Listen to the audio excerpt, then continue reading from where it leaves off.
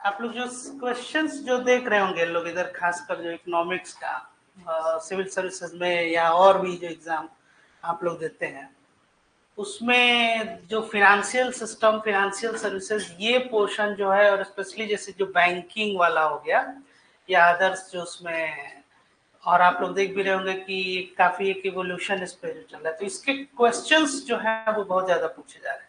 जैसे कि जो ट्रेडिशनल जब भी हम लोग ये पढ़ाई करते हैं, तो उसमें जैसे कि जो इकोनॉमिक्स का ये पार्ट है, इसी में जैसे कि ये, जैसे कि जो फिनेंशियल सिस्टम है, तो अब इकोनॉमिक के ग्राउंड पे तुम लोगों ने पढ़ लिया, जैसे क्या कि मॉनेटरी पॉलिसी, और आपका जैसे कि पब्लिक फाइनेंस में फिस्कल पॉलिसी। इसके साथ साथ जो है, जैसे कि इंडियन फाइनेंशियल सिस्टम अगर हम कहें, तो इससे क्वेश्चंस जो है आप देखिएगा कि एक नेचर, एक सडन जो है ये चेंज हुआ है इधर, मतलब विगत 3 4 5 वर्षों से अगर आप देखिएगा, तो इसमें क्वेश्चंस और कुछ जैसे कि आप देखिए न्यू डेवलपमेंट, जैसे कि इंसॉल्वेंसी एंड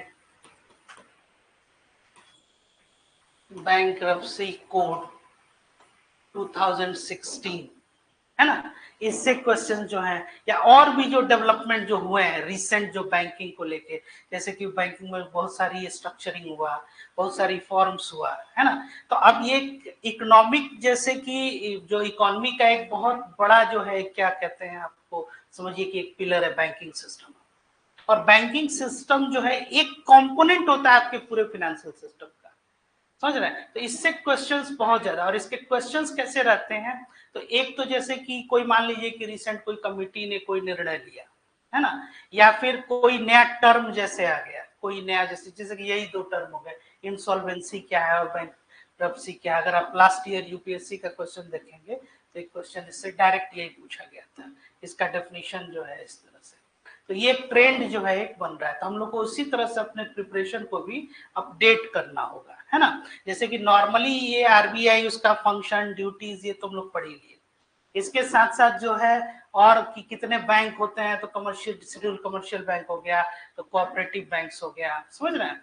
लेकिन इसके अलावे भी जो न्यू जो ट्रेंड्स हैं या जो न्यू डेवलपमेंट है, इससे भी क्वेश्चंस है, तो आपको अपडेट भी अपने आप को ये करते रहना होगा, ठीक है ना। तो ये काफी इंपॉर्टेंट है। तो सबसे पहले तो समझिए कि कोई भी फिनेंशियल सिस्टम जो होता है, इंडियन फाइनेंशियल सिस्टम, तो मान लीजिए हम कह रहे हैं कि अपने यहाँ के कॉन्टेक्स्ट में, लेकिन फाइनेंशियल सिस्टम क्या होता है, जो वित्तीय व्यवस्था जिसको हम लोग कहते हैं, है ना। तो समझिए इसको कि फाइनेंशियल सिस्टम में जैसे फाइनेंशियल मार्केट्स,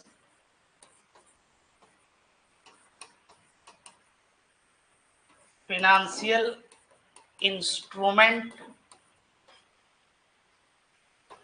या इसको एसेट्स कहते हैं, ठीक है, और फाइनेंशियल इंटरमीडियरीज,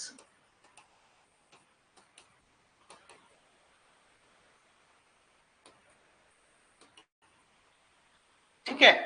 ये जो होते हैं, फाइनेंशियल मार्केट हो गया, फाइनेंशियल एसेट्स या इंस्ट्रूमेंट हो गया, इंटरमीडियरीज हो गया, इन सब के बीच में एक तरह का एक्सचेंज, या फिर पूरे फिनांस जिसको कहते हैं वित्त, उसमें क्या बता बता बता इन्वेस्टर्स, बोरोवर्स, लेंडर्स, ये 3 तरह की ही एक्टिविटी होती है किसी वित्तीय व्यवस्था में। या तो आप कर्ज लेंगे, या तो आप कर्ज देंगे, और तीसरी स्थिति है नहीं तो आप उसमें निवेश करेंगे, ठीक है। तो इन तीनों का जो एक्सचेंज होता है, मतलब एक्सचेंज मतलब विनिमय, इसी व्यवस्था को कहते हैं फाइनेंशियल सिस्टम। मतलब वित्तीय व्यवस्था अगर आपसे पूछा जाए कि क्या है वित्तीय व्यवस्था, फाइनेंशियल सिस्टम क्या है, जैसे इकोनॉमिक सिस्टम आप लोग पढ़े ना, जैसे इकोनॉमी को अगर डिफाइन किया जाए, या इकोनॉमिक्स जो आप लोग जब पढ़े, तो इकोनॉमी क्या है कि आपको बताया था कि एक बिहेवियर है, नेचर है। और इकोनॉमिक्स किसको कहते हैं कि उसके साइंटिफिक स्टडी को। तो डिमांड और सप्लाई का जो प्रबंधन है, मांग और आपूर्ति का जो प्रबंधन है, उसको अर्थशास्त्र कहा जा सकता है, अगर एक सरल और काफी जो है एक सामान्य तौर पे अगर उसको समझने की कोशिश की जाए। ऐसे ही जो आपकी जो वित्तीय व्यवस्था ये जो है, तो ये किसको हम कह रहे हैं, जो वित्तीय व्यवस्था है हमारी, वो ये है कि या तो आप क्या हो, इन्वेस्टर, इन्वेस्टर मतलब कि निवेशक, है ना, निवेशक, और फिर नहीं तो आप बोरोवर है। बोरोवर है मतलब का क्या मतलब हो गया, कर्ज लेने वाला, और नहीं तो आप लेंडर है, कर्ज देने वाला। अब ये इन्हीं के बीच में एक्सचेंज होता है, एक विनिमय होता है। जैसे कि मान लीजिए कि आप लोग पूरा सिक्योर, ये मॉनेटरी पॉलिसी में भी आप लोग ये देखें कि आरबीआई से जब कमर्शियल बैंक लोन लेते हैं तो बैंक रेट पे लेते हैं, सिक्योरिटीज के अगेंस्ट लेते हैं तो रेपो रेट पे लेते हैं, जब इसको लेना है तो रिवर्स रेपो रेट पे, जब गवर्नमेंट को जब चाहिए तो वह गवर्नमेंट सिक्योरिटीज के तौर पे, या बॉन्ड मार्केट। और डिफरेंट डिफरेंट जो है इसमें मार्केट बने हुए हैं, जैसे मनी मार्केट, जैसे आपका equity capital market. Money market is regulated by RBI, capital market is regulated by security exchange board of India. इसके अलावे भी और भी बहुत सारी एक्टिविटीज होती हैं, जैसे कि आप लोग सुने होंगे इंश्योरेंस, बीमा जो है ना, ऐसे ही आप सुने होंगे जैसे कि म्यूचुअल फंड। तो ये बहुत सा जो है इसमें ये मार्केट्स है, और बहुत सारे जो है नए नए फिनेंशियल इंस्टीट्यूशन, नए नए फिनेंशियल प्रोडक्ट्स और इंस्ट्रूमेंट जो है वो डेवलप किए। लेकिन मूल रूप से जब आप इसके कोर में देखिएगा तो यही तीन एक्टिविटी होती है, क्या, बोरोवर, लेंडर और इन्वेस्टर, और इन तीनों के बीच में जो एक्सचेंज है वही। अब जैसे कि यहीं पे आपका क्या सवाल था, किसके विषय में, इंटरमीडियरीज। इंटरमीडियरीज जैसे कि नाम ही ये क्या बता रहा है कि ये, हाँ वही बीच वाला जिसको बोलते हैं ना कि बिचौलिया। तो अब उसमें ये क्या है कि दो एक इंस्टीट्यूशंस हैं, बड़े इंस्टीट्यूशन, या दो इंडिविजुअल्स ही हैं, तो इन दोनों के बीच में अदर जो सर्विस जो आपको देना है, जो सर्विस प्रोवाइडर हो गया, वो आपका इंटरमीडिएट। जैसे कि मान लीजिए कि लोन कोई सैंक्शन करना है, तो लोन छोटा हम लोन नहीं कर रहे हैं, हम सिंडिकेट लोन की बात कर रहे हैं। जैसे मान लीजिए 1000 करोड़ का कोई प्रोजेक्ट है, तो अब ये प्रोजेक्ट है तो उसका पूरा डॉक्यूमेंटेशन, अदर सर्विसेज, इसके लिए जैसे कि मान लीजिए कि एक कोई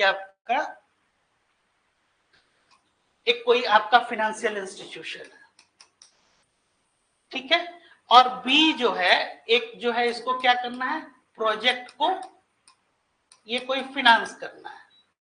फिनांस मतलब कि इसको क्या करना है कि लोन देना। तो ए जो बी को सीधे आपको जो लोन दे रहा है, तो इसमें क्या है कि बहुत सारे डॉक्यूमेंटेशन, अदर सर्विसेज, तो ये सीधे इन दोनों के बीच में एक आपका यहीं पे आपका फिनेंशियल इंटरमीडियरीज ये होता है। जैसे ब्रोकरेज फर्म्स होते हैं आपके, जैसे अगर आप स्टॉक में भी आप निवेश करते हैं तो उसमें क्या होता है कि एक कोई डीमैट अकाउंट जो है, एक डिपॉजिटरी जो है वो आपका उसका साथ खुलना होता है, फिर उसके बाद से आपका क्या। तो अब आप किसी एक कंपनी का अगर आप इक्विटी ले रहे हैं और किसी दूसरे कंपनी को अगर आप वो सेल भी कर रहे हैं, तो बीच का जो पोर्शन होता है, जो कमीशन, वो क्या, वो इंटरमीडिएट। तो अब ये बड़े जब पैमाने पर होगा तो यहाँ पे बहुत सारे ऐसे इंस्टीट्यूशन आपको बनाने होंगे, समझ में आ रहा है। तो ये जो है यही फिनेंशियल सिस्टम जो है। आइए देखते हैं, इसमें स्टार्ट करते हैं। कोई क्वेश्चन अभी तक आप लोग का? तो सबसे पहले ये है आपका कि फिनेंशियल सिस्टम ये है क्या। तो आप देखिए, एक institutional framework existing in a country to enable financial transaction, जो भी वित्तीय प्रविष्टियां हैं इसके लिए क्या है, एक वित्तीय संस्था को ये बना दिया गया। अब मूल रूप से इसमें क्या ये कह रहा है कि तीन तरह के ये पार्ट हो गए, वही जो भी हमने आपको डिस्कस किया। तो अब इसमें देखिए ये क्या है कि फिनेंशियल एसेट्स में क्या है आपके, ये एक एसेट्स हो गया, तो एसेट्स में आपके लोन, डिपॉजिट, बॉन्ड्स, इक्विटीज। अब इसमें देखिए जो ये लोन होता है और ये डिपॉजिट हो गया, आप लोग को मालूम होगा जैसे कि एसेट्स और लायबिलिटीज ये दोनों साइमल्टेनियसली हो गए, साइमल्टेनियसली का क्या मतलब हो गया, एक साथ हो गया। जैसे कि मान लीजिए कि मेरे लिए एसेट्स है तो आपके लिए क्या है, वो लाइबिलिटी है। अगर मेरे लिए लाइबिलिटी है तो आपके लिए क्या है, एसेट्स है। जैसे यहाँ देखिए, ये जो डिपॉजिट है, ये डिपॉजिट जो है बैंक अगर है तो बैंक के लिए क्या है, बैंक के लिए लाइबिलिटी है, ठीक है। तो बैंक के लिए डिपॉजिट लाइबिलिटी है, क्योंकि बैंक हैज टू पे इंटरेस्ट ऑन द डिपॉजिट। और यहाँ पे लोन देखिए, ये लोन जो है आपके लिए क्या है, जो बोरोवर है। अब तीन ही एक्टिविटी होनी है, या तो बोरो कीजिएगा, या तो लेंड कीजिएगा, और तीसरा इन्वेस्ट कीजिएगा। तो उसके लिए लोन क्या है बताइए, जो भी व्यक्ति लोन ले रहा है तो लोन उसके लिए लाइबिलिटी है, लेकिन जो बैंक लोन दे रही है उसको उस पर इंटरेस्ट अर्न करना है, तो उसके लिए क्या है, एसेट है, ठीक है। उसके बाद से ठीक वही बॉन्ड्स और इक्विटीज। इक्विटीज क्या हो गया, यही आपके जो शेयर्स जिनको आप कहते हैं, या स्टॉक। तो इक्विटीज का मतलब हो गया कि आप क्या कर रहे हैं कि हिस्सेदारी लेते हैं। जैसे ही आपने शेयर खरीदा किसी कंपनी का, तो आप क्या कर रहे हैं, उस कंपनी का एक मालिकाना हक, मतलब आप उसका एक हिस्सेदार बन रहे हैं। समझ में आ रही है बात। चलिए अब नेक्स्ट देखिए अगला, फिनेंशियल इंस्टीट्यूशंस। कौन कौन से इंस्टीट्यूशंस हो गए, तो bank, insurance, mutual funds, companies, ठीक है। अब इसमें क्या है, बैंक आप समझ ही रहे हैं, the institution which takes deposit for the purpose of loan, यही बैंकिंग का डेफिनेशन है। ये जो एक्टिविटी होती है कि एक ऐसा इंस्टीट्यूशन जो डिपॉजिट ले रहा है, और किस लिए डिपॉजिट ले रहा है, for the purpose of loan, ठीक है। अब यहां देखिए, जो म्यूचुअल फंड है आपका, ये क्या होता है, एनी आइडिया है?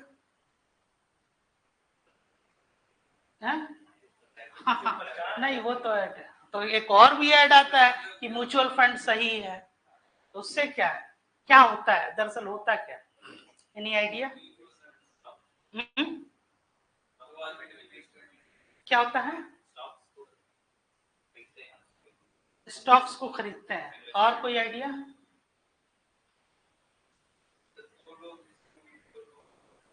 देखिए नाम ही ये क्या बता रहा है, म्यूचुअल और फंड, मतलब कि ये क्या है, ये परस्पर जो है, जैसे पारस्परिक तौर पे क्या है, एक कोष बनाया जा रहा है। फंड मतलब कि क्या है, ये कोष। तो अब इसमें क्या है कि ये पुलिंग ऑफ एसेट्स होता है ना, लाइक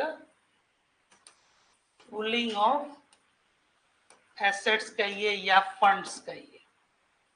तो पुलिंग ऑफ का क्या मतलब हुआ, जैसे आपसे क्या हम कर रहे हैं, पुल कर रहे हैं, है ना। तो एक ऐसा जो है एक इंस्टीट्यूशन बना दिया गया। बेसिकली ये क्या होता है, ये एक ट्रस्ट होता है ना। या आप और भी बहुत सारी जैसे एसेट्स मैनेजमेंट कंपनीज जो हैं, या फंड हाउस उनको बोला जाता है। आप लोग आए दिन जो है ये टर्म सुनते होंगे, पेपर में ही पढ़ते होंगे।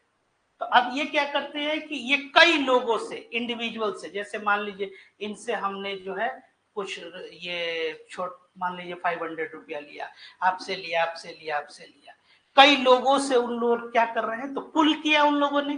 तो ये व्यक्ति के तौर पे भी है, इंडिविजुअल लेवल पे और इंस्टीट्यूशन के लेवल पे। अगर मान लीजिए ये कोई इंस्टीट्यूशन है, तो इंस्टीट्यूशन इनका अपना है, और इंस्टीट्यूशन के नाम पे ये क्या कर रहे हैं, ये फंड्स को कहीं देना चाह रहा है, और वो फंड्स को ये क्या किया, वो पुल कर लिया, मतलब कि एसेट्स को। तो ये क्या हो गया, एक पारस्परिक तौर पे परस्पर। और उसके बाद उस पैसे को वो क्या करेगा, निवेश करेगा, ठीक है। और निवेश करने के बाद जो उस पे मान लीजिए कि जो भी उसको रिटर्न ऑन आपका इन्वेस्टमेंट मिला रहा, वो सबको डिस्ट्रीब्यूट करेगा, या उसकी आपकी वैल्यू होगी। और उसका में यूनिट होता है, आप जितने यूनिट लिए और एक यूनिट की वैल्यू होगी, उसको एनएवी बोलते हैं, नेट एसेट वैल्यू, ठीक है। समझ में आ गया ये चीज। जैसे मान लीजिए कि आप अगर ये कहीं नौकरी करना है, अब आपकी तनख्वाह है पर मंथ, आपने 2-2 हजार रुपया जो है आपने क्या किया कि निवेश किया, और एक किसी फंड हाउस में, या कोई म्यूचुअल फंड मान लीजिए कि कोई संस्था है, तो वो उस पैसे को क्या करेगा कि कहीं निवेश करेगा, ठीक है। तो जो आप इंटरमीडियरी जो आप अभी पूछ रहे थे, यही इंटरमीडियरी है। तो उस निवेश में मान लीजिए कि 20% का उसको रिटर्न ऑन इन्वेस्टमेंट हुआ, आपको वो 15% जो है दे रहा है, और 5% उसका जो है वो, समझ में आ गया। तो ये हो गया इंश्योरेंस कंपनीज। आप समझ ही रहे हैं कि कोई एसेट्स है उसके ये बिहाफ पे क्या करते हैं। ऐसे ही फाइनेंशियल मार्केट में क्या हो गया, money market, capital market, forex market मतलब जो फॉरेन एक्सचेंज, और कैपिटल मार्केट आप समझ ही रहे हैं जो लॉन्ग टर्म के लिए, या इसी को मतलब लूज स्टॉक में जिसको आप शेयर बाजार कहते हैं, इक्विटी मार्केट या stock market, it is regulated by SEBI. और ये मनी मार्केट हो गया जिसको बोलते हैं आरबीआई, रेगुलेटेड बाय आरबीआई, या इसी को डेट मार्केट बोलते हैं और इसको इक्विटी मार्केट बोलते हैं। ठीक है, डेट मतलब कि एक तरह से कर्ज, आपको ये शॉर्ट टर्म के लिए है और ये लंबी अवधि के लिए जो है आपकी वैसे। और regulation is another aspect of financial system. अब कौन कौन से रेगुलेटर हो गए, तो आरबीआई हो गया, सेबी हो गया, इरडाई अब इसका नाम हो गया, इरडा जो है insurance regulatory development authority of India, और एफएमसी इसको कहते हैं, ये क्या है, फॉरवर्ड मार्केट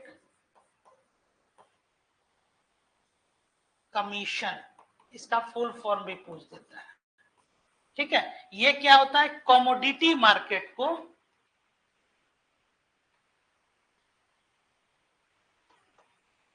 कमोडिटी मार्केट अगर है उसका ये क्या है, ये एक रेगुलेटर है। ठीक है, तो यहां तक क्लियर हो गया कि फाइनेंशियल सिस्टम में क्या होता है। अब ये जितने आपको अभी तक इंस्टीट्यूशन आपने देखा, तो आप देख के ये नहीं अंदाजा लगा पा रहे हैं क्या, आपको नहीं लग रहा है कि बस 3 ही एक्टिविटियां हो रही है, या तो बोरोइंग हो रही है, या लेंडिंग हो रही है, या फिर इन्वेस्टमेंट हो रहा है। इन 3 के अलावे जो है और कुछ अलग जो है वो नहीं होता है। ठीक है, क्लियर हो गया यहां तक।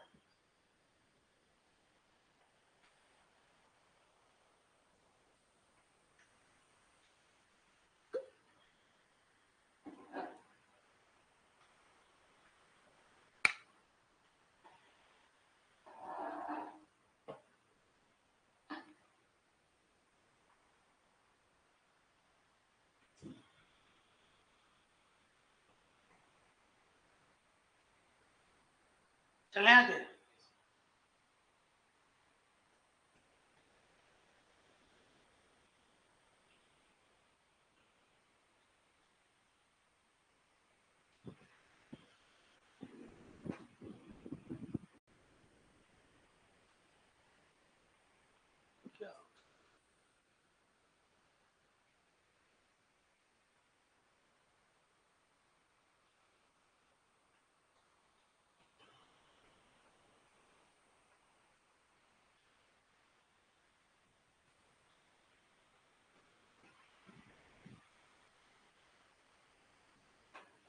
स्लो हो गया।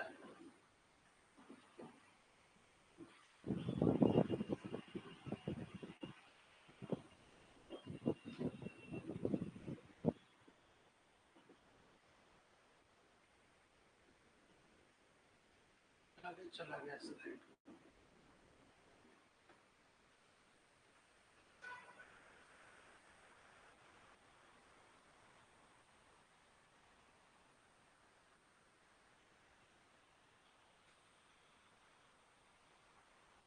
तो इसके अलावे चलिए ये मनी मार्केट है, इसी को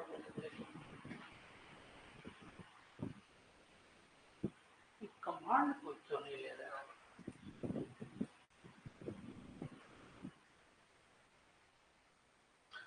आइए इसको देखते हैं पहले, मनी मार्केट इंस्ट्रूमेंट जो है। अब मनी मार्केट क्या है, पहले इस चीज को समझिए, रेगुलेटेड बाई आरबीआई। तो शॉर्ट टर्म का जो भी आपके पास जो इंस्ट्रूमेंट होता है ये। अब इसमें क्या है, देखिए कि call money borrowed lend for a day, no collateral is required. Collateral किसको कहते हैं, जैसे कि कोलैटरल है ना, तो लैटरल किसको कहते हैं, जैसे आप लोग लैटरल इन्वर्शन भी पढ़े होंगे, क्या होता है, पार्श्विक जो है हाँ, लेफ्ट टू राइट, जैसे आपको पढ़ते हैं कि समतल दर्पण या प्लेन मिरर में जब आप खड़े होते हैं उसके समक्ष, तो क्या होता है, राइट हैंड जो है, तो वही लैटरल जैसे, तो मान लीजिए आप बैठे तो क्या कोलैटरल, मतलब कि आप क्या कर रहे हैं कि कोई भी आप ऐसी वस्तु दे रहे हैं, कोई ऐसा आप एसेट दे रहे हैं जिसके बदले में आपको जो मिल रहा है और जो आप रखते हैं उसको क्या कहते हैं, मॉर्गेज, गिरवी जिसको रखना कहते हैं। तो अब इसमें देखिए कॉल मनी, ये क्या है, बोरोड किया आपने या आपने लेंड किया, है ना, तो बोरो या लेंड किया तो फॉर ए डे, अब नो कोलेट्रल इज रिक्वायर्ड, इसके लिए कोई कोलेट्रल आपको नहीं चाहिए, ठीक है। अब inter bank term money borrowings among banks for a period of more than 7 days, अब इसमें क्या है कि जो, अब देखिए ये है, ये ओवरनाइट बोरोइंग इसको कहते हैं, कॉल मनी रेट को क्या बोलते हैं, ओवरनाइट बोरोइंग। कभी भी आपको जो है अचानक से, ये भी हो सकता है कि हमको 2 घंटे के लिए चाहिए, हमको पूरे 1 दिन के लिए चाहिए, इसीलिए इसको क्या बोलते हैं, ओवरनाइट बोरोइंग, है ना, और कोई कोलेट्रल भी नहीं चाहिए, इसीलिए इस पे जो इंटरेस्ट भी जो बैंक आपस में चार्ज करते हैं, ये कुछ भी बहुत हाई लेवल तक चार्ज करते हैं, समझ में। जैसे कि आपको इसमें सुने होंगे कि करेंट अकाउंट में इंटरेस्ट कोई नहीं देता है बैंक, है ना, आप दिन भर में जितना पैसा डालिए और जितना चाहिए विड्रॉ कीजिए, नॉर्मली ये बिजनेस मैन लोगों के लिए होता है। ऐसे ही बैंकों को जब आपस में क्या होता है, जब जरूरत होती है तो वो लोग किस पे लेते हैं पैसा, एक दूसरे से। और फिर इंटर बैंक टर्म मनी जो हो गया, ये borrowing for a period more than 7 days, अब 7 दिन से अधिक के लिए आपको चाहिए, तो इसको क्या बोलते हैं, इंटर बैंक आपको ये टर्म लोन जो है, ठीक है। इसके अलावा और क्या है कि treasury bill, treasury bill, T bills तो आप लोग जानते हैं, बताए भी थे हम, ये क्या है, एक शॉर्ट टर्म इंस्ट्रूमेंट है जो इश्यू किया जाता है union government to raise money issued at a discount to the face value, जो भी उसका फेस वैल्यू है उस पर डिस्काउंट किया। फेस वैल्यू पे डिस्काउंट का क्या मतलब है, हाँ, अब डिस्काउंटिंग रेट इसका मतलब समझिए, जैसे कि आपको अगर 100 रुपए का आपने निवेश किया या आपने कोई सिक्योरिटी खरीदा या कुछ भी आपने फिनेंशियल, कोई फिनेंशियल इंस्ट्रूमेंट आपने खरीदा 100 रुपए, और 1 वर्ष के बाद उसकी वैल्यू हो जाती है 110, ठीक है, तो आपका जो गेन हुआ वो कितना हुआ, 10%, ठीक है। यहां हम कह रहे हैं कि 100 रुपए का वो चीज है, वो आपको हम दे रहे हैं कितने में, 90 रुपए में, ठीक है। और जिस दिन आप क्या कर रहे हैं, जब आप उसको जब ये सेल कर रहे हैं तो उस दिन उसकी वैल्यू क्या हो जाती है, 100। तो अब इसमें आपको बाद में मिल रहा है और यहाँ क्या किया जा रहा है, पहले ही जो है उसमें वो डिस्काउंट करके, तो फेस वैल्यू से क्या किया जाता है, issued at a discount to the face value, है ना, तो इसी को ट्रेजरी बिल कहते हैं। तो ट्रेजरी बिल पहले इंस्टीट्यूशंस जो होते थे, जैसे एक बैंक जो है, और ये कहाँ से, ये आरबीआई से या फिर स्टेट बैंक ऑफ इंडिया में मिलता है, अब तो डायरेक्टली आरबीआई से लिया जा सकता है। इवन एक रिटेल इन्वेस्टर भी, जैसे एक व्यक्ति के तौर पे इंडिविजुअल डोमेन में आप भी चाहें तो ट्रेजरी बिल में निवेश कर सकते हैं। निवेश करने का क्या मतलब है, ट्रेजरी बिल को खरीद लेना। अब कैसे, जैसे कि उसमें है कि एक न्यूनतम एक, जैसे कि शायद 25,000 जो है, अब शायद उसको कम करके 10,000 कर दिया गया, इसको आप लोग अपडेट कर लीजिएगा। तो अब उसमें था कि न्यूनतम 25,000 रुपए जो है एटलीस्ट आपको उसमें चाहिए। अब 10,000 कर दिया तो 10,000 रुपए का भी आप सीधे जो है क्या कर सकते हैं, आरबीआई से ही खरीद सकते हैं ट्रेजरी बिल। और ये किसके, ये गवर्नमेंट ऑफ इंडिया के बिहाफ पे ये क्या है, तो ऐसे सिक्योरिटीज या ट्रेजरी बिल क्यों इशू किया जाता है। ट्रेजरी बिल मतलब समझिए एक पीस ऑफ पेपर है, एक कागज का टुकड़ा आपको दिया गया और गवर्नमेंट क्या कर ली, मतलब आरबीआई ने क्या कर लिया, उसको ले लिया पैसा, और फिर जब उसकी मैच्योरिटी हो जाएगी तो आप उसके बाद क्या कीजिए, उसको सेल कीजिए और आपको पैसा ये मिल जाए, ठीक है, जो उस दिन उसकी वैल्यू रही होगी। फिर सर्टिफिकेट ऑफ डिपॉजिट्स है, ये issued by banks to raise money, minimum value is ₹1 lakh, tradable in the market. फिर क्या है, एक सीडी उसको बोलते हैं, सर्टिफिकेट ऑफ डिपॉजिट जो है ये इशू करता है, और फिर CDs can be issued by banks और फाइनेंशियल इंस्टीट्यूशन। क्लियर है, तो ये सब जो इंस्ट्रूमेंट है एग्जाम में ये पूछा जाता है कि इनमें से कौन कौन से डेट इंस्ट्रूमेंट है या मनी मार्केट के इंस्ट्रूमेंट है, और नॉर्मली उसमें यही treasury bill, certificate of deposit, ये ABCD ये ऑप्शन जो है उसमें, और बीच में लिख देगा कहीं शेयर्स या इक्विटी, है ना, या म्यूचुअल फंड दे दिया। तो आपके मनी मार्केट के क्या इंस्ट्रूमेंट हो गए, ये हो गए, ठीक है। उसमें क्या हो जाएगा आपका, कॉल मनी हो गया, interbank treasury bill, certificate of deposit, है ना, ये सब आपके क्लियर है, समझ में आ रहा है।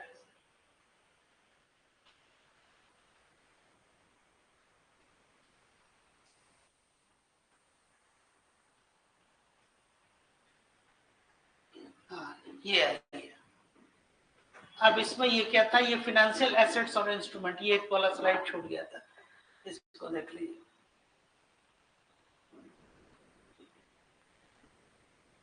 अब इसमें देखिए, enable channelizing funds from surplus units to deficit units. अब ये जो क्या करता है कि जहां सरप्लस है वहां से जहां डेफिसिट है उसको क्या करेगा, वो देगा। जैसे मान लीजिए कि लोन कौन ले रहा है, जिसको जरूरत है, तो अभी तो बोरोइंग और लेंडिंग चलेगा ना। तो जहां सरप्लस है, अब आप लोन देने की स्थिति में है नहीं है, क्योंकि आप खुद डेफिसिट में है।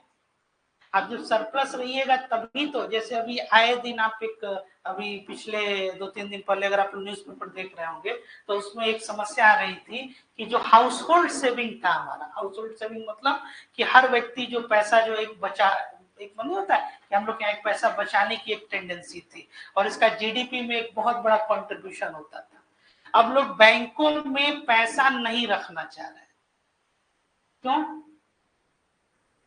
क्योंकि उनको ये लग रहा है कि जो फिक्स डिपॉजिट या कोई भी डिपॉजिट हम कर लें, उस पे हमको जो रिटर्न ऑफ इन्वेस्टमेंट आ रहा है, जो इंटरेस्ट, उससे ज्यादा जो तेजी से महंगाई बढ़ रही है। तो जो हमारा रियल जो मतलब जो गेन है, आप लोग नॉमिनल और रियल जानते हैं, इन्फ्लेशन को महंगा जो है, जैसे कि 1 लाख रुपया हमने जनवरी के शुरुआत में रखा और हमको 6% का जो है बैंक जो है वो ब्याज दे रही है, तो 1 साल के अंत में हमको कितना मिला, 6,000 रुपया। तो 6,000 रुपये मिला, और 1 साल के अंत में महंगाई बढ़ गई कहाँ, 10% से।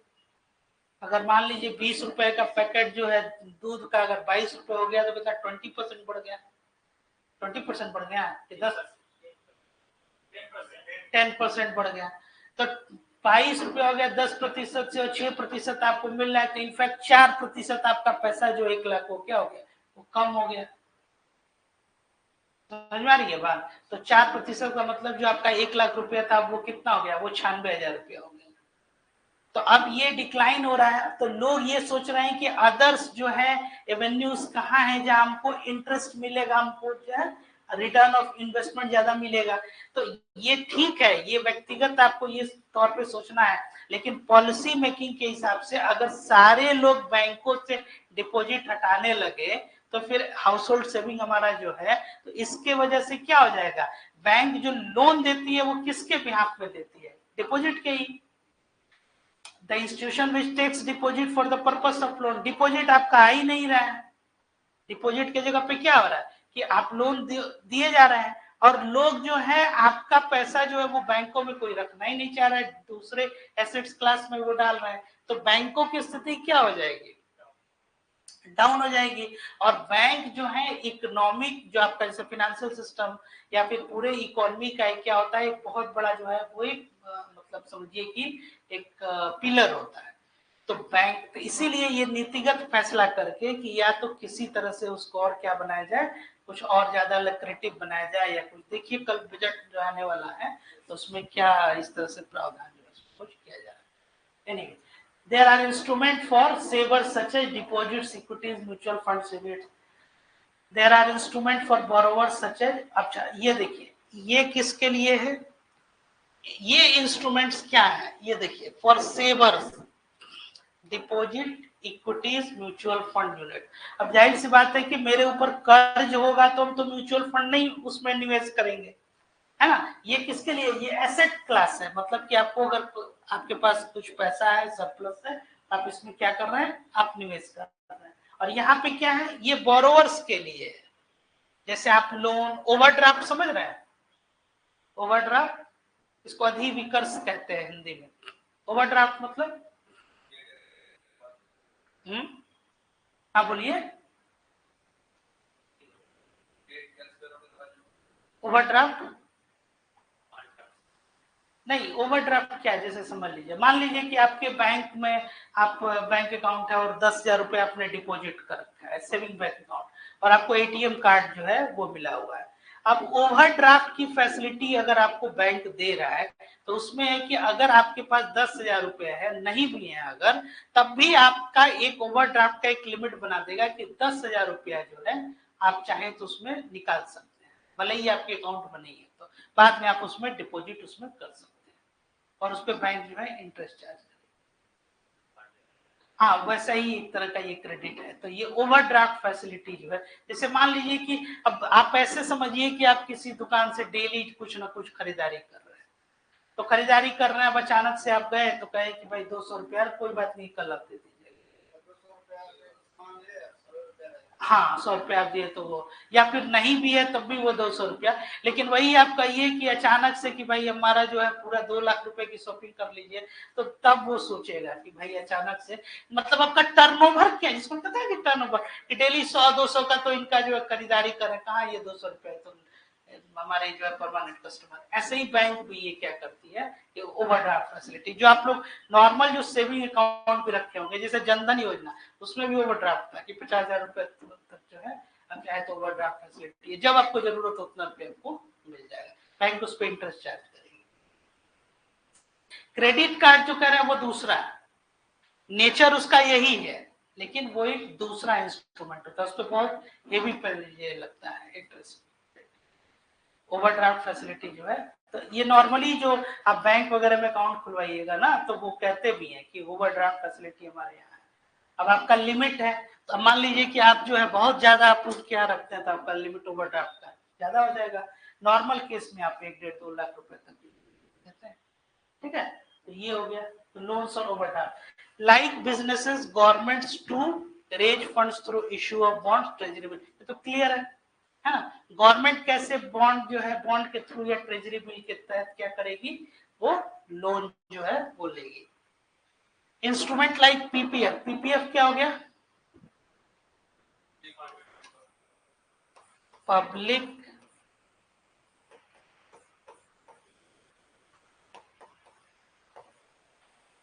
Provident fund. तो पीपीएफ किसको कहते हैं, कोई बताएगा?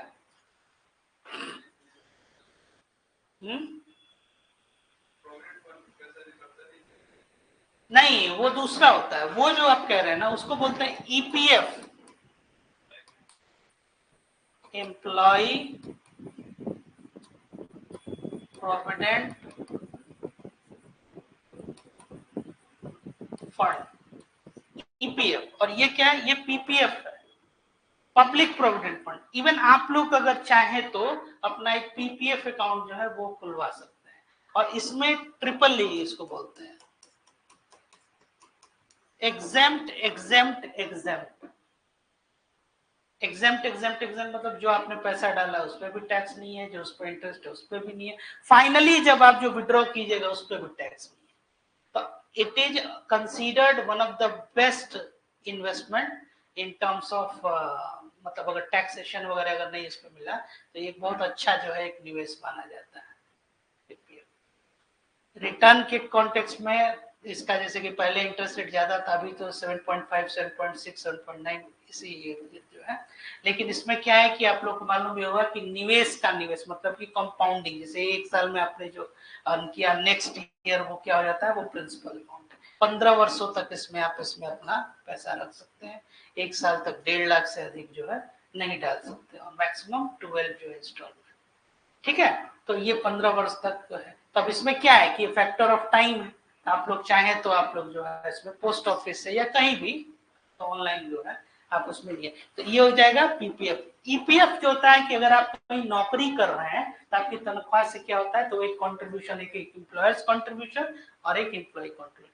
आप लोग को नेशनल इनकम वाले चैप्टर में हम बताए थे कि जो एम्प्लॉय प्रोविडेंट फंड होता है वो किस में ऐड होगा कि नहीं, रिटायरमेंट पेंशन जो होता है वो नेशनल इनकम में ऐड होता है, ओल्ड एज पेंशन नहीं। ओल्ड एज पेंशन क्यों, क्योंकि वो एक तरह का क्या है, social security scheme, transfer payment में आ जाएगा, और ये क्या अर्नड इनकम। तो ऐसे ही हर एक साल आपका इंटरेस्ट, तो इंटरेस्ट क्या होता है, एक इनकम होता है, हर साल आप जो है इंटरेस्ट इस पे अर्न कर रहे हैं, ठीक है, और फाइनली आपको जो है, तो अब इसमें है कि जब मैच्योरिटी के बाद जो पैसा मिलेगा इस पे आपको कोई टैक्स नहीं देना। क्लियर हो गया? तो ये हो गया। और केवीपी जान ही रहे, किसान विकास पत्र, तो ये अवेलेबल किसके लिए है? Savers who wish to lend money to the government. अब इसमें जब आप पीपीएफ खरीदते हैं तो पैसा कहाँ देते हैं? है? किसान विकास पत्र, किसान विकास पत्र। तो जैसे कि आप पीपीएफ खरीदे तो पैसा कहाँ गया? गवर्नमेंट के पास। तो गवर्नमेंट को आपने दिया तो गवर्नमेंट क्या की? बोरो की, और आप कौन हो गए? लेंडर हो गए। तो अब इसमें देखिए, instruments like PPF, KVP etcetera are available to savers who wish to lend money to the government. तो आपने क्या किया? गवर्नमेंट को कर्ज दिया। और दूसरी बात कि जब गवर्नमेंट को पैसे की जरूरत होती है तो वो इस तरह के लोक लुभावन या फिर इस तरह से क्या करती है कि एक नया जो है सिक्योरिटी, जैसे ये सुकन्या समृद्धि योजना है ना, या फिर और भी बहुत सारी जो है ये योजनाएं होती है, उसमें क्या होता है कि आपने पैसा रख दिया और 15 से 20 वर्ष के बाद आपको वो मिल रहा है, तो 20 वर्ष तक पैसा कहाँ है? गवर्नमेंट के पास। तो गवर्नमेंट ने क्या किया? कर्ज लिया, और क्योंकि वो गवर्नमेंट है इसलिए आपको पैसा देने में भी कोई बहुत ज्यादा जो है सोचना नहीं है। क्यों? क्योंकि भाई वही सॉवरेनिटी वाली बात हो जाती है ना, कि भाई एक सॉवरेन, इसीलिए कई फंड जैसे सॉवरेन गोल्ड बॉन्ड हो गया या सॉवरेन वेल्थ जो हो गया, कि मतलब हम पैसा किसको दे रहे हैं? हम इंडिया को दे रहे हैं, है ना। और वही इंडिया कौन? जो आर्टिकल 1 वाला इंडिया है, India that is Bharat union of state. तो मेरा पैसा सेव रहेगा। समझ में आ रहा है? तो ये हो गया। तो एक्टिविटी कौन सी हो गई? वही लेंडिंग और बोरोइंग के।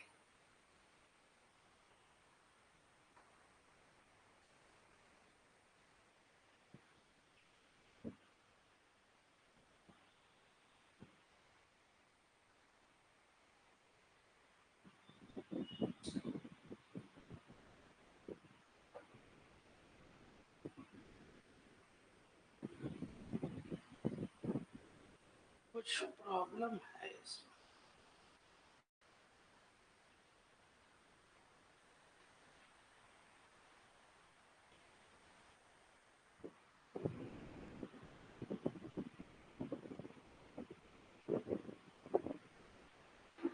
ऐसे ही देखते हैं, ठीक है। तो मनी मार्केट इंस्ट्रूमेंट, अब देखिए, तो मनी मार्केट इंस्ट्रूमेंट में कौन कौन से आप लोग देखे थे? ट्रेजरी बिल, उसको नोट करते चलिएगा। डेब्ट इंस्ट्रूमेंट या मनी मार्केट इंस्ट्रूमेंट, सीधे यही क्वेश्चन पूछ देता है कि which of the followings are debt instrument और मनी मार्केट इंस्ट्रूमेंट। तो ट्रेजरी बिल, और क्या हो गया? सर्टिफिकेट ऑफ डिपॉजिट्स, और कॉल मनी, 3। अब देखिए सेकंड इसमें कमर्शियल पेपर्स, ये भी हो गए आपके। Commercial paper are issued by corporates to raise short term money, है ना। कॉर्पोरेट्स मतलब कि जो कंपनीज हो गई वो, है ना। और issued in multiples of 25 lakh and can be issued by companies with, अब जिनका नेटवर्थ जो है 5 करोड़ जो है कम से कम हो, वही ये क्या इशू कर सकती हैं? ये आपका कमर्शियल पेपर जो है वो इशू कर सकते हैं। अब ये जो कमर्शियल पेपर होता है आपका, ये क्या होता है? Unsecured promissory note. Promissory note किसको कहते हैं? कि एक प्रॉमिस कहते हैं, जैसे कि आपके इस पे जो आप लोग जो करेंसी नोट रखते हैं उस पर क्या लिखता है कि आई प्रॉमिस टू पे द बियरर। तो वो क्या, एक तरह का प्रॉमिस किया जाता है। ऐसे ही ये प्रोमिसरी नोट होता है, और क्या है? अनसिक्योर्ड। ये सिक्योर्ड नहीं है, अनसिक्योर्ड है। जैसे कि एक लोन जो है कोलेट्रल वाला था, जिसमें हम संपत्ति कोई रख रहे हैं और उसके बिहाफ पे हमको क्या मिल रहा है? लोन मिल रहा है। दूसरा क्या है कि अनसिक्योर्ड है, कि आपने कोई गिरवी नहीं रखा और आपने क्या किया, जैसे कि पैसा, जैसे 50,000 रुपया आप जो है कोई फ्रेंड को आपने दे दिया, 50,000 रुपया कि भाई मांगा, उसके बाद से तो दोनों चीज गया, पैसा भी गया और दोस्त भी गया, है ना। तो अब इसमें क्या है कि आपने कोई सिक्योरिटी नहीं लिया। तो अनसिक्योर्ड लोन का क्या मतलब है, ऐसे बहुत सारे लोन जो है ऐसे मतलब जब 50,000 रुपया है या आप बराबर जो है बैंक से आप क्या करते हैं, आपका एक ट्रांजेक्शन एक वित्तीय उसके साथ एक कमर्शियल रिलेशन है ना। तो अब उस पर वो आपको जैसे ओवरड्राफ्ट फैसिलिटी है तो उस पर तो वो इंटरेस्ट चार्ज कर रहा है।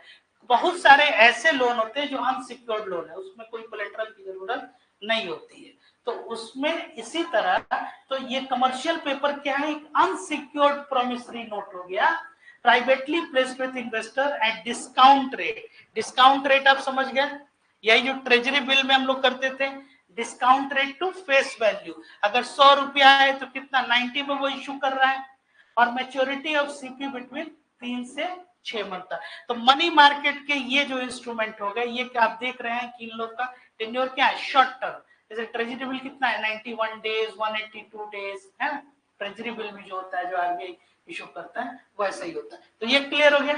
तो which of the following are डेब्ट instrument oblique money instrument, option क्या आएगा, कॉल आपका है ना, कॉल मनी। दूसरा क्या आ जाएगा, certificate of deposit, treasury bill हो गया आपका, और क्या हो जाएगा, कमर्शियल पेपर। ठीक है, कमर्शियल पेपर क्वेश्चन ये भी पूछा जा सकता है, it can be issued by government only. Question समझे, नहीं केवल ये प्राइवेट कंपनीज, लेकिन नेटवर्क कितना चाहिए, 5 करोड़। ये चेंज होते रहता है, ये जो क्राइटेरिया 5 करोड़ का हो सकता है कल बढ़ के जो है 7 साढ़े 7 करोड़ हो जाए, या कम भी इसको कर दिया जाए, है ना। तो ये आपको अपडेट कर लेना है। ये समझ में आ गया यहां तक, ठीक है।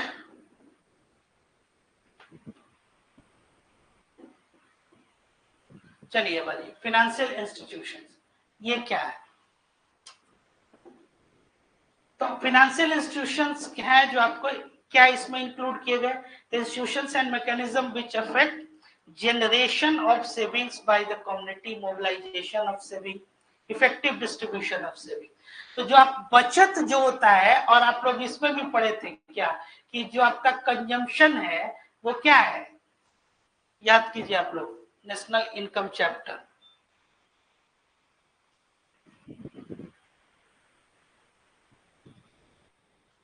जो आपका कंजम्पशन है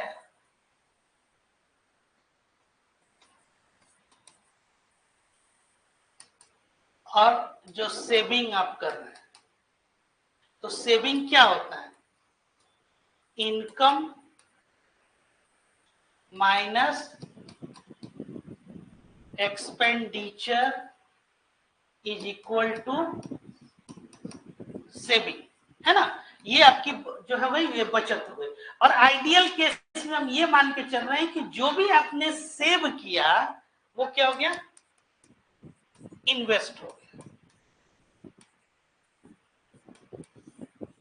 आई बात समझ में। तो अब ये हाउस होल्ड सेविंग अगर आप कहिए, मतलब कि पूरा जो है एक country wise house hold saving, मतलब कि हाउस होल्ड सेविंग मतलब एक एक इंडिविजुअल एक एक फैमिली वाइज सब कोई कुछ ना कुछ क्या कर रहा है, वो बचत कर रहा है। और वो बचत जब कर रहा है तो वो निवेश कहाँ होगा, इसी इकोनॉमी में। तो तभी तो आपका जो एग्रीगेट डिमांड जो आउटपुट था उसका जो इक्वेशन था,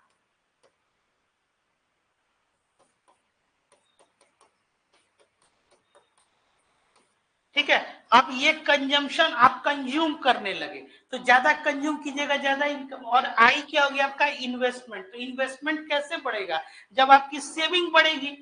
तो सेविंग ज्यादा से ज्यादा जब होगा, जब वो सरप्लस होगा, तो वही पैसा तो सिस्टम में आना है ना।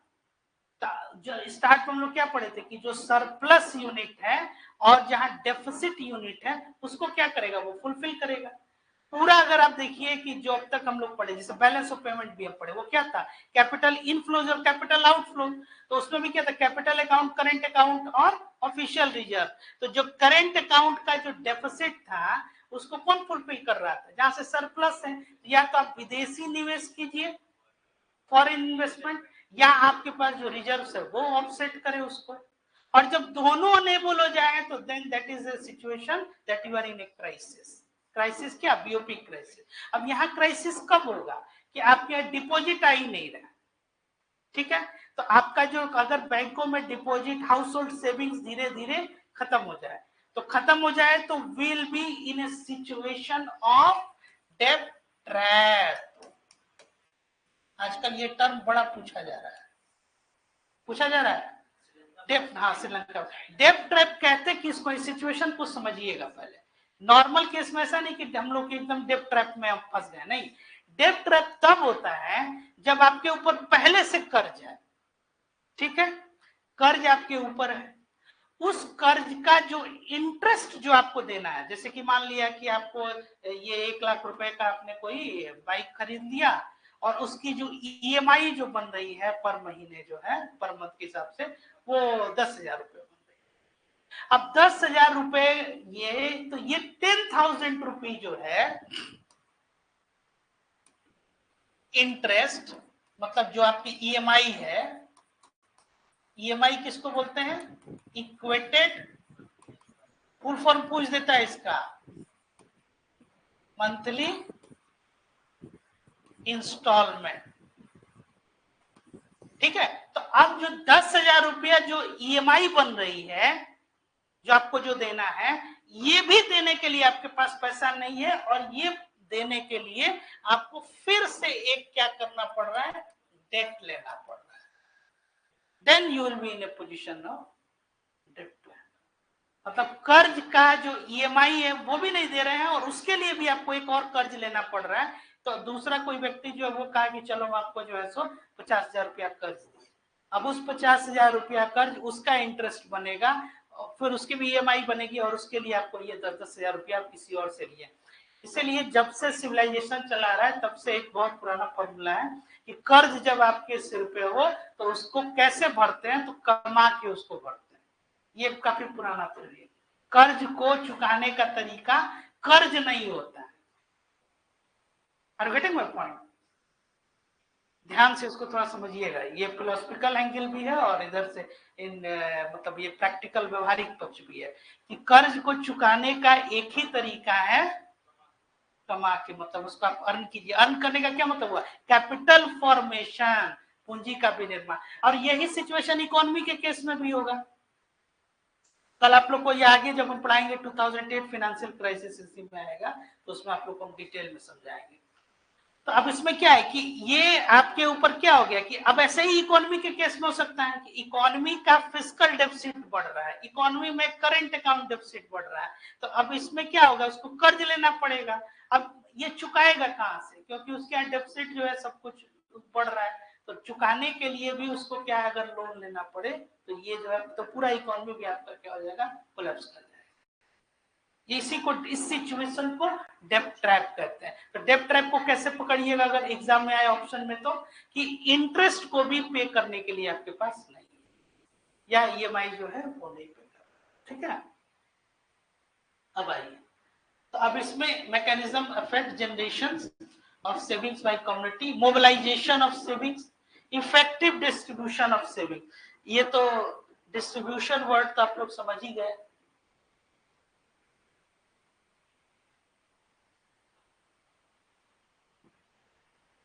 डिस्ट्रीब्यूशन तो आप लोग पढ़ ही रहे हैं, जो पूरा डीपीएसपी आप लोग पढ़ गए, उसमें क्या है, वितरण ही। तो मतलब कि हाँ बोलिए, हाँ समान आए। तो अब इसमें क्या है कि डिस्ट्रीब्यूशन नहीं, वेल्थ का डिस्ट्रीब्यूशन है। जैसे ऐसा नहीं हो कि कॉन्सेंट्रेशन हो जाए, वही जो आप लोग पढ़ते हैं अनुच्छेद 39 क्लॉज सी जो है, कि जिसमें कॉमन डिटरमेंट के लिए आपने ऐसा कोई, मान लीजिए इकोनॉमिक सिस्टम नहीं बना दिया, तो इकोनॉमिक सिस्टम का एक सबसेट ही तो फाइनेंशियल सिस्टम है ना। तो आपने ऐसा कोई सिस्टम नहीं बना दिया जहाँ क्या हो जाए कि वित्त का या धन का संकेंद्रण हो जाए, मतलब कि वेल्थ का कॉन्सेंट्रेशन हो जाए। अब इसमें क्या कह रहा है कि डिस्ट्रीब्यूशन इफेक्टिव वे में होना चाहिए, तो कैसे डिस्ट्रीब्यूट करेंगे, तो इसीलिए तो टैक्स गवर्नमेंट लेती है ना, जैसे कि जो सुपर रिच है उनके ऊपर क्या है, टैक्स जो है वो लेती है, टैक्स लेके और बाकी लोगों को क्या है वो डिस्ट्रीब्यूट करना है। Institutions are banks, insurance companies, mutual funds promote mobilise savings, individual investor, industrial and trading companies borrow. Clear है यहाँ तक?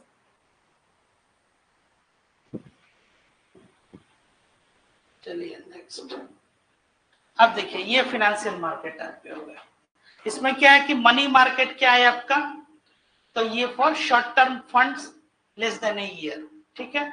अब ऑर्गेनाइज्ड हो गए बैंक्स और अनऑर्गेनाइज्ड के तौर पे money lenders, chit funds etcetera. अब दो तरह के उसमें होते हैं, एक तो ऑर्गेनाइज्ड या जिसको फॉर्मल सेक्टर कहते हैं या इसको फॉर्मल लेंडिंग कहते हैं, और दूसरा है अनऑर्गेनाइज्ड या मनी लेंडर्स चिट फंड, जैसे कि गांव में जो साहूकार हो गए उन लोगों से आप जो है, क्या भी रेट चल रहा है किसी को है आइडिया, जो वो ब्याज पर जो पैसा देते हैं, हैं? 5 रुपया नहीं, 5 रुपया मतलब किस पे, सैकड़ा पे, मतलब क्या रेट है उसका, कोई आप लोग में से किसी को है आइडिया? 5 रुपया मतलब किस चीज का,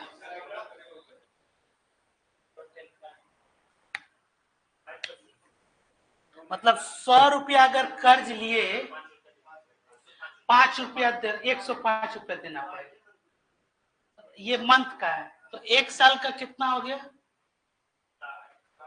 है? 60%, यही हो गया ना।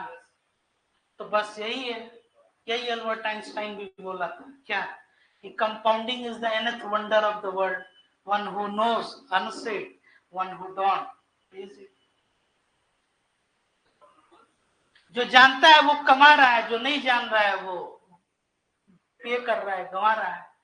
और यही जो आप लोग हिस्ट्री में भी पढ़े होंगे या इसमें भी, कि जो परमानेंट सेटलमेंट था उसमें क्या था, कि जो जमींदारी सिस्टम था कि हाँ नहीं वो तो था, लेकिन परमानेंट सेटलमेंट में क्या कि एक फिक्स्ड इनकम जमींदार से, और जमींदार फ्री है कि वो जो चाहे लगान जो है वो वसूल ले। इसीलिए जो फ्रेज भी चलता है वो भारतीय किसानों के पक्ष में, जो स्मॉल पीजेंट्स क्या है, कि Indian farmers born in dept, lives in dept and die इन डेप्ट। उसका जन्म ही होता है कर्ज में, उसका पूरा जीवन जो है वो कर्ज में, और फिर मृत्यु हो जाती है वो भी कर्ज में। तो अगली पीढ़ी को भी वो क्या ट्रांसफर किया है, लाइबिलिटी। और ये क्या है, अब देखिए यही इनइक्वालिटीज है, यहीं पे आपको directive principle of state policy जो है उसका एक आपको बता रहे हैं कि कितना, जो आप देखिए जो आप पढ़ रहे हैं ना उसको कैसे, उसका वास्ट एप्लीकेशन है ये भी समझिए। और ये आपके जो ऑप्शंस आते हैं, जैसे इकोनॉमिक एंड सोशल डेवलपमेंट, दूसरा पार्ट जब हम लोग इकोनॉमिक्स का स्टार्ट करेंगे ना, सोशल डेवलपमेंट बहुत जल्दी 1-2 क्लास के बाद, तो उसमें आप लोग इस चीज को समझिएगा। अब सोशल डेवलपमेंट कैसे होगा, कि आप एक व्यक्ति जो है रिच विल बिकम रिचर और पुअर विल बिकम पुअरर, तो पूरे समाज में क्या हो जाएगा, इनइक्वालिटीज हो जाएंगी, असमानता, तो कभी वो गल्फ जो है भरेगा ही नहीं। इसमें ये फाइनेंशियल सिस्टम जो है ये बहुत बड़ा रोल जो है ये प्ले करते हैं। जो फाइनेंशियल इंक्लूजन आप लोग जो पढ़ते हैं उसमें क्या था, ये राइट टू बैंक, कि हर व्यक्ति का एक अधिकार होना चाहिए, तभी जो है इसी कॉन्टेक्स्ट में प्रधानमंत्री जनधन योजना जो है ये खोला गया बैंक अकाउंट। तब 60% जो व्यक्ति एक साल में ब्याज दे रहा है और जो अर्न कर रहा है, इन दोनों की क्या सिचुएशन आप समझिए, वो कहां से कहां ग्रो कर रहा है। 60% का मतलब हो गया कि हर दूसरे वर्ष में वो क्या है, उसका जो वेल्थ है वो 1.2 टाइम्स से बढ़ रहा है। और इन्फ्लेशन चाहे जो भी हो, इतना कंट्री जो है, पूरा देश जो है आपका इस हिसाब से नहीं ग्रो कर पाता है। तो फॉर्मल सेक्टर जो ऑर्गेनाइज्ड बैंक और अनऑर्गेनाइज्ड बैंक, ये जो अनऑर्गेनाइज्ड सेक्टर मनी लेंडर्स और चिट फंड्स, ये हो गए आपको इसमें, ठीक है। और कैपिटल मार्केट क्या हो गया, फॉर लॉन्ग टर्म फंड, जिसमें प्राइमरी इश्यूज मार्केट हो गए, स्टॉक मार्केट हो गए और बॉन्ड मार्केट हो गए। इसको समझिए। अब प्राइमरी जो मार्केट है और सेकेंडरी मार्केट है, इन दोनों में क्या डिफरेंस होता है। जैसे एक टर्म होता है, आप लोग जानते भी होंगे,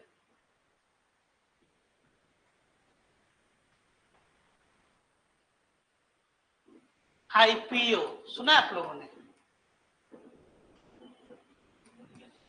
इनिशियल पब्लिक ऑफरिंग कहिए या ऑफर कहिए, ठीक है। आईपीओ जो होता है ये प्राइमरी मार्केट में इश्यू किया जाता है।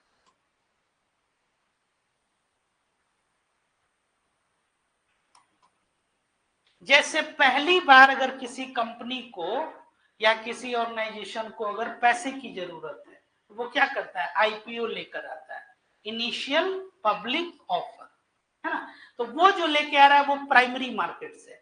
तो आपको अगर उसका शेयर या इक्विटी खरीदना है या जिसको बोलते हैं आईपीओ लेना, तो आप सीधे उसी कंपनी से खरीदते हैं। जैसे मान लीजिए कि टाटा ग्रुप ने कोई एक नया आईपीओ ले, तो टाटा ग्रुप तो आप जो खरीदे वो किससे खरीदे, सीधे टाटा से खरीदे। और उसके एक यूनिट की कीमत मान लीजिए 10 रुपए है, आपने 1000 यूनिट जो है वो खरीद लिया, तो कितना हो गया आपका, 10,000 रुपया आपने दिया और उसका 1000 यूनिट ले लिया। तो पहली बार जो आपने खरीदा किससे खरीदा, सीधे टाटा कंपनी से। अब जो सेकेंडरी मार्केट होता है ये कहां हो गया, प्राइवेट। और जो सेकेंडरी मार्केट हो गया,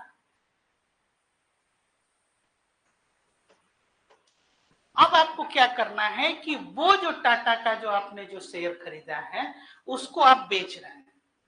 तो उसको बेचे तो आप कौन हो गए, आपने आईपीओ में अगर वो खरीदा तो आप कौन हो गए, इन्वेस्टर हो गए। आप लेंडर हुए ना बरो, और आप क्या हो गए, इन्वेस्टर हो गए। तो आपने निवेश किया, अब आपने उसको बेचा।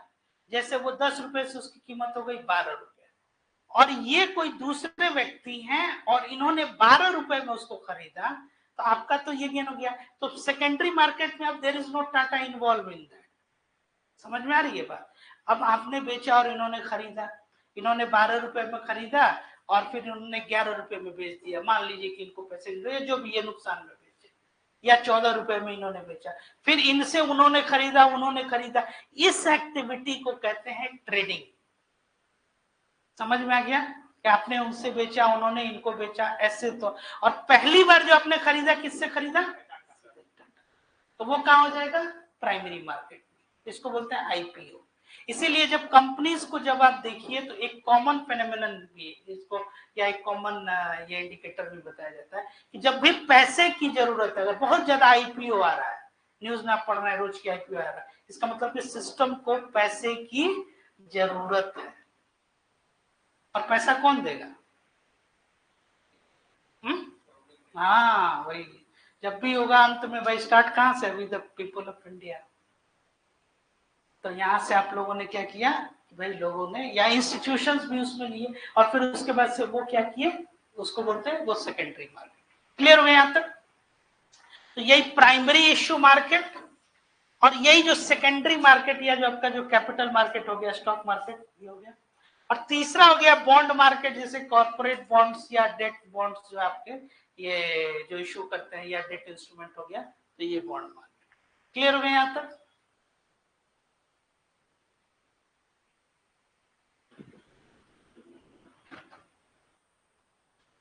अब देखिए ये था। और अब ऑर्गेनाइज्ड मनी मार्केट, तो उसमें क्या है कि call money market, bill market अभी हम लोगों ने देखा ही इसको, treasury bills, commercial bills, bank loans हो गए। Organised money market comprise RBI banks और कमर्शियल और कोऑपरेटिव बैंक्स। ठीक है। तो इसमें जो है इस तरह से आपको, इसको चाहे तो आप लोग नोट कर लीजिए। इसमें जो क्वेश्चंस आता है, एक तो पहला यही कि which of the following are डेब्ट इंस्ट्रूमेंट या मनी मार्केट इंस्ट्रूमेंट क्या है। अब उसमें स्टॉक और कैपिटल मार्केट ये दे दिया तो वो नहीं होगा। सर्टिफिकेट ऑफ डिपॉजिट्स हो गया, कमर्शियल पेपर हो गया, ट्रेजरी बिल हो गया, कॉल मनी हो गया, ये सब आपका क्या हो जाएगा, ये डेट इंस्ट्रूमेंट है या मनी मार्केट का इंस्ट्रूमेंट है।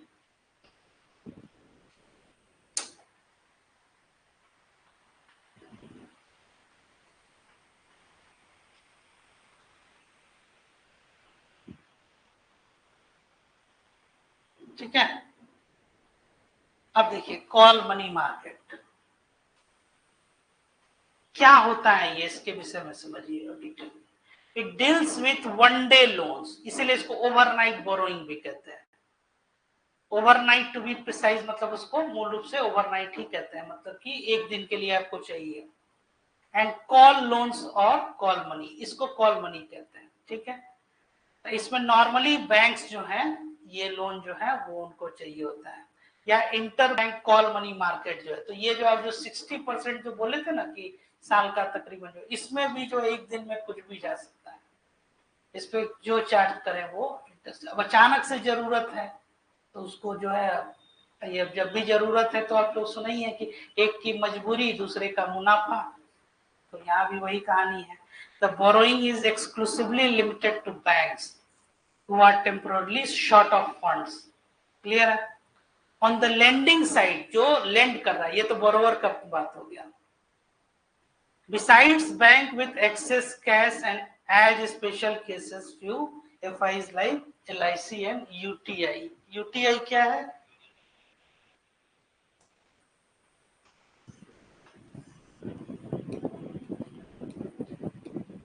क्या है? यूनिट ट्रस्ट ऑफ इंडिया, यही है ना? Union trust of India unit trust है। 1963 यूटीआई एक्ट जिसको कहते हैं, यही ट्रस्ट, यही म्यूचुअल फंड होता है आपका, है ना? तो अब ये क्या हो गया, एक ट्रस्ट हो गया। तो अब ऐसे फाइनेंशियल इंस्टीट्यूशन जैसे एलआईसी हो गए, एलआईसी जो है इसके पास बहुत ज्यादा फंड्स है। लाइफ इंश्योरेंस कॉर्पोरेशन आप लोग को मालूम है, बहुत से लोग जो क्लेम नहीं किए हैं अपना पैसा, एलआईसी में उनका पैसा काफी जो है तो है। और एलआईसी जो है जितना फाइनेंशियल सिस्टम, इससे ज्यादा जो है ये मतलब किसी के पास पैसा नहीं। सहारा तो जैसे एक अलग एक वो एनबीएफसी में आ जाएगा, सहारा का बैंक भी था। ये LIC life insurance corporation of India जो है, भारतीय जीवन बीमा निगम जो है, ये अब जब भी कोई क्राइसिस सिचुएशन होता है यही एलआईसी लैंड करेगा। यहाँ भी ये चीज वही बताया जा रहा है कि ऑन द लैंडिंग साइड कौन कर्ज दे रहा है, तो besides bank with access cash, मतलब ऐसे बैंक जिनके पास क्या है, अतिरिक्त कैश है। एज ए स्पेशल केसेस, जो विशेष तौर पे जो कुछ केस है उसमें कौन होते हैं, जो एफआई मतलब financial institution like LIC and UTI. UTI भी जो आपको ये पैसा देता है। यूटीआई मतलब जैसे जितने म्यूचुअल फंड कंपनीज हैं, इनके पास आज के समय में सबसे ज्यादा जो है ये फंड हाउसेज, इनके पास ये पैसा है, क्योंकि ये क्या कर रहा है, ये सब इंस्टीट्यूशन से और एक एक व्यक्ति से ये फंड्स को पुल कर रहा है और उसको निवेश कर रहा है आपके मार्केट में, कैपिटल मार्केट या डेट मार्केट में। ठीक है? और जैसा कि हमने आपको बताया कि 20% अगर उनको रिटर्न बनता है उनके इन्वेस्टमेंट में, तो आपको जो है वो क्या करते हैं, वो 15% और रेस्ट उनसे होता है।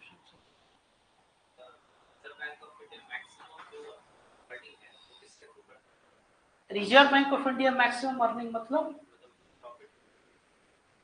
रिजर्व बैंक ऑफ इंडिया एक प्रॉफिट मेकिंग ऑर्गेनाइजेशन नहीं, वो क्या है, एक रेगुलेटर है, वो रेगुलेट करता है। जैसे भारत सरकार एक प्रॉफिट मेकिंग नहीं, वो क्या है, वो रेगुलेट कर रही है, आपके ऊपर रूल कर रही है, गवर्न कर रही है। वैसे ही आरबीआई क्या है, वो रूल और गवर्न कर रहा है।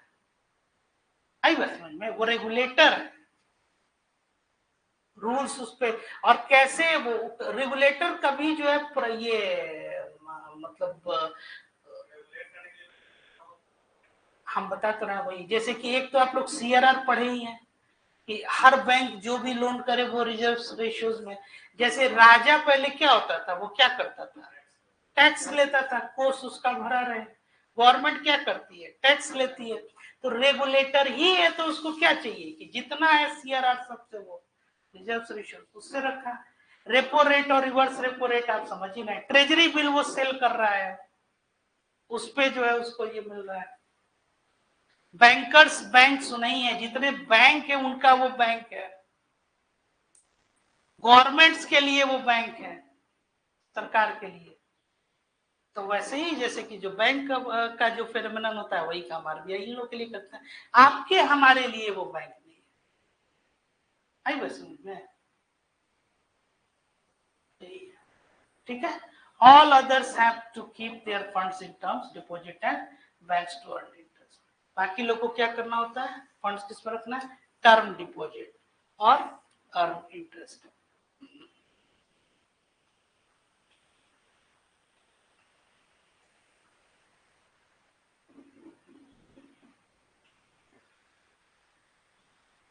अब देखिए कॉल मनी मार्केट, ये call loans are generally made on clean basis, तब नो कोलेटरल इज रिक्वायर्ड।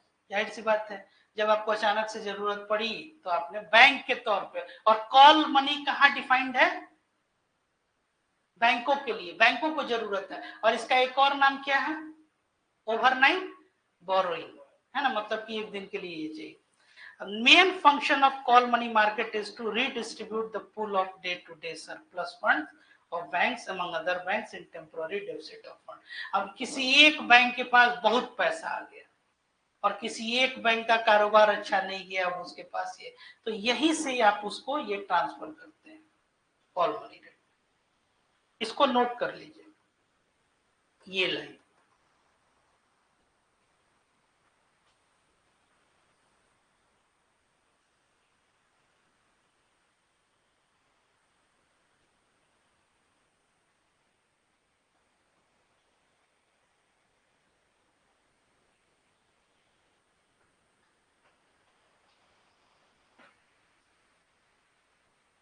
तो मेन फंक्शन क्या हो गया इसका? redistribute the pool of day-to-day surplus funds of banks among other banks in temporary deficit of funds। ठीक है,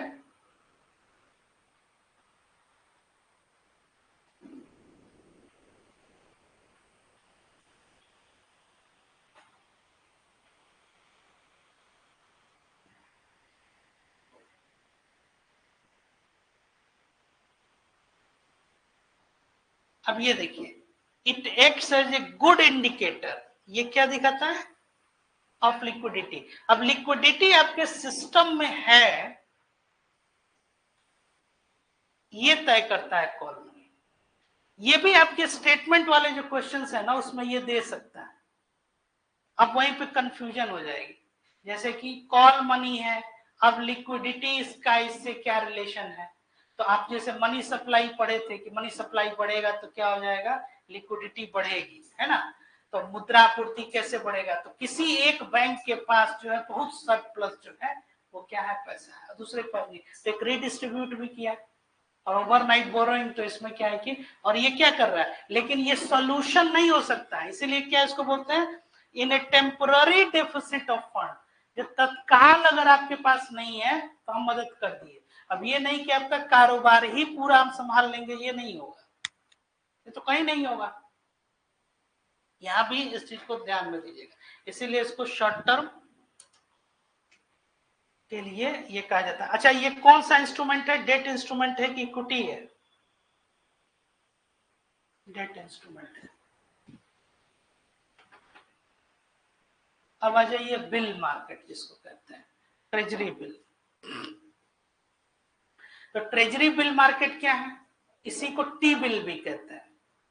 normally ये क्या है? ये शॉर्ट टर्म लाइबिलिटीज इनको कहा गया है। क्यों लाइबिलिटीज कहा गया?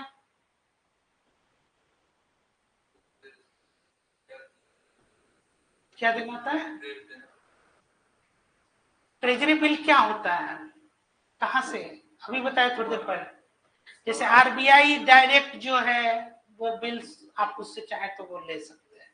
तो आरबीआई को पैसा आपने दिया, बिल आपके पास आया, तो अब उसके बाद से पैसा कहाँ गया? आरबीआई के पास। तो उसके लिए क्या है? लाइबिलिटी है ना। जैसे ही पैसा आ गया तो वो आपकी लाइबिलिटी है, इंस्टीट्यूशंस की लाइबिलिटी है। तो अब ये क्या है? Liability of the government of India.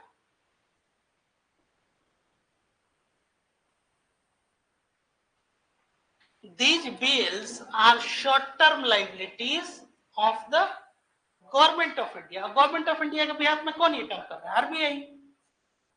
तो अब ये कितने दिन का होता है? 91 डेज, 182 डेज, 364 डेज, मतलब एक वर्ष के।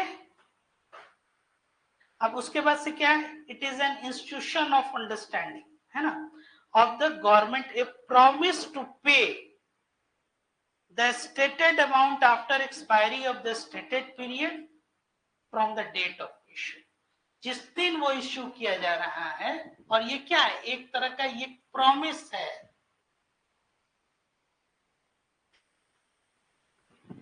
ठीक है, कि आपको पे करना है। They are issued at discount, discount to face value बताए ही थे क्या, कि 100 रुपए का अगर है तो 90 रुपए में, या उल्टा होता है, ये डिस्काउंट रेट का है।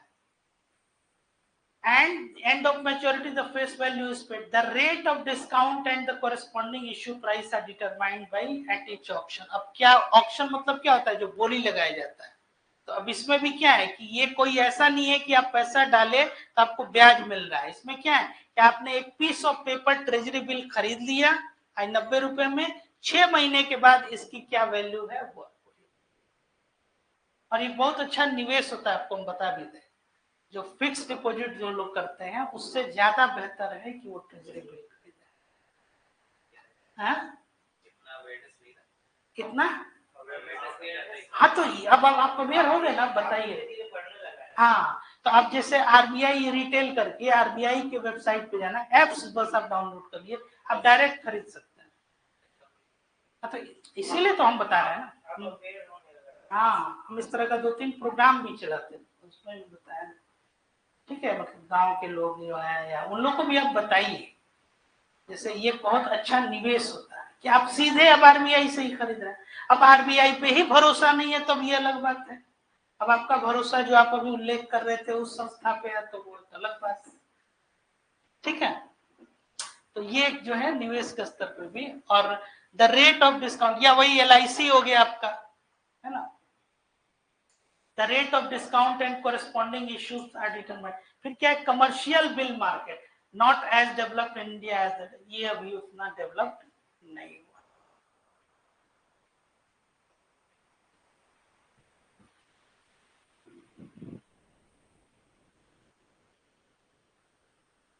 अब आ जाइए इंडियन बैंकिंग सिस्टम। तो बैंकिंग, सबसे पहले इस एक्टिविटी को समझ लीजिए कि ये क्या होता है, बताइए।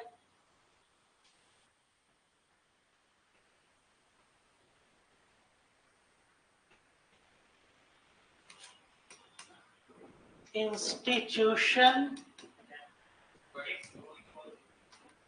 which takes deposit for the purpose of loan, इसी को एडवांसेस भी बोलते हैं, एडवांसमेंट डिपॉजिट। ये ध्यान रखिएगा, बैंक और कुछ नहीं होता है, बैंक की यही परिभाषा होती है। जो इंडियन बैंकिंग जो आपका रेगुलेशन एक्ट है उसके तहत जो है बीआरए जो है, कि बैंक उसी को कहते हैं जो डिपॉजिट ले लोन देने के लिए। बहुत सा, जैसे एनबीएफसी जो है, नॉन बैंकिंग फाइनेंशियल कंपनी जो है, जैसे आप अगर कोई मोबाइल खरीदने जाए तो आप वो कौन सी कंपनी है वो बहुत पॉपुलर है, हाँ बजाज फाइनेंस जो इन्होंने उल्लेख किया, उससे आप गए और तुरंत आपको जो वो फाइनेंस मिल गया, तो वो भी आपको फाइनेंस दे रहा है। ये एनबीएफसी है, नॉन बैंकिंग फाइनेंशियल कंपनी। या जियो फाइनेंस अभी है, मुथूट फाइनेंस एक अलग एक कैटेगरी में आ गया, वो केवल गोल्ड जो है ना उससे संबंधित जो है। तब देखिए कितने तरह का, जैसे वित्तीय जो व्यवस्था है इसमें कितने, एक गोल्ड के अगेंस्ट लोन दे रहा है, ऐसे ही बहुत सारी कंपनीज जो है अभी यहाँ आपके यहाँ बिहार में रन कर रही है, जो इस पे लैंड के अगेंस्ट में आपको, रियल एस्टेट जो उसके अगेंस्ट में लोन दे रही है। जैसे अगर मान लीजिए कि आपके नाम पे अगर थोड़ी भी जमीन है तो उसको वो इवेल्युएट किया, उसका क्या जो है एक सर्वेयर आया और आपको कैश दे दिया, और फिर उसके बाद से आप क्या किए, जब आप चुका दिए वो तो फिर से आपका ऑनरशिप ट्रांसफर नहीं हो रहा है। ये ठीक वैसे ही जैसे कि गांव वगैरह में जो किसान जो क्या करते थे, तो अनऑर्गेनाइज सेक्टर में वो करते थे। अनऑर्गेनाइज सेक्टर मतलब कि अब अधिकांश आप जैसे देखे भी होंगे कि लोग जो है निरक्षर होते हैं, और क्या जो है वो नहीं कि अंगूठा लगा लिए और फिर वो सूद का सूद, कहानियों में भी आप लोग पढ़ते होंगे, पुरानी मूवी है, देखे भी है ना, रियल लाइफ में भी देखे होंगे, ऐसा कोई है अनुभव आपको, या ओल्ड मूवीज में आप लोग देखे होंगे, क्या अनुभव है आपका? हाँ, तो अब यही सिचुएशन है। तो अब इन लोगों को कैसे ये मतलब जोड़ा जाए मुख्य धारा में, तो ऐसी कंपनियां आई तो वो क्या कर रही है कि उस पर आपको लोन दे रही है, तो लिक्विडिटी जो है वो मार्केट में है, आपको एसेट सेल नहीं करना है। जैसे गोल्ड के अगेंस्ट में जो आप लोन बात कर रहे हैं, तो उसमें मान लिया आपके पास गोल्ड है तो गोल्ड आपको बेचना पड़ जाएगा। इसमें क्या है कि उस गोल्ड के अगेंस्ट में आपको लिक्विडिटी, और वजह क्या है कि लिक्विडिटी को मेंटेन करना है एक सिस्टम में।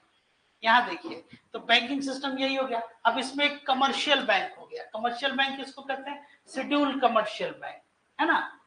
अब इसके अंतर्गत जैसे आपका state bank of India, Punjab national bank हो गया, इसमें पब्लिक सेक्टर बैंक भी हो गया और प्राइवेट सेक्टर बैंक और फॉरेन बैंक ये आ गए। कोऑपरेटिव बैंक आप समझ ही रहे हैं। Banks can be classified as, ये सेकंड शेड्यूल, जैसे कॉन्स्टिट्यूशन में दूसरी ये होती है ना अनुसूची, वैसे ही आरबीआई एक्ट 1934 के अंतर्गत जो है जो भी बैंक सेकंड शेड्यूल में है उनको शेड्यूल बैंक है, और जो उस लिस्ट में नहीं है उनको non scheduled. Scheduled banks can be classified as, अब ये देखिए कितने तरह का, भाई जो भी हमने आपको उल्लेख किया। पब्लिक सेक्टर बैंक, इसका कोई एग्जांपल दीजिए तो।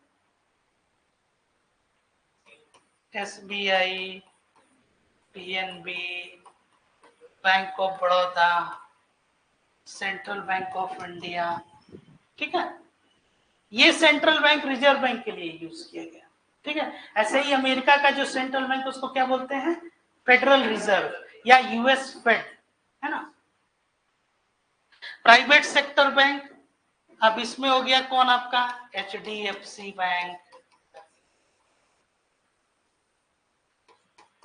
ICICI, axis bank, federal bank, foreign banks के एग्जांपल हो गए आपके सिटी बैंक, एक और है ड्यूसे बैंक,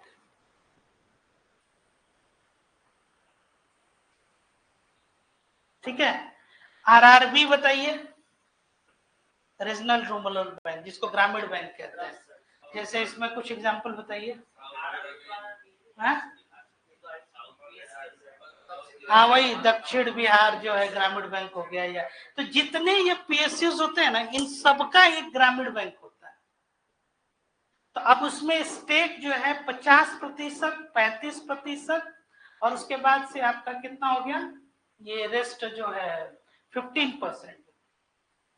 तो 50% स्टेक जो होता है उसमें स्टेट गवर्नमेंट का, यहाँ पे जैसे बिहार राज्य ग्रामीण बैंक हो गया, और रेस्ट जो 35% जो है वो स्टेक हो गया उस जिस बैंक है। स्टेट बैंक ऑफ इंडिया किसी एक ग्रामीण बैंक को क्या है वो फाइनेंस की, उसमें उसका स्टेक होता है। और रेस्ट जो 15 उसके बाद से जो रेगुलेटर आपका है, जैसे आरआरबी, इसको कौन रेगुलेट करता है? ग्रामीण बैंक को। कौन? हाँ। तो अब ये हो गया कि या जितने माइक्रो फाइनेंस जो हो गए,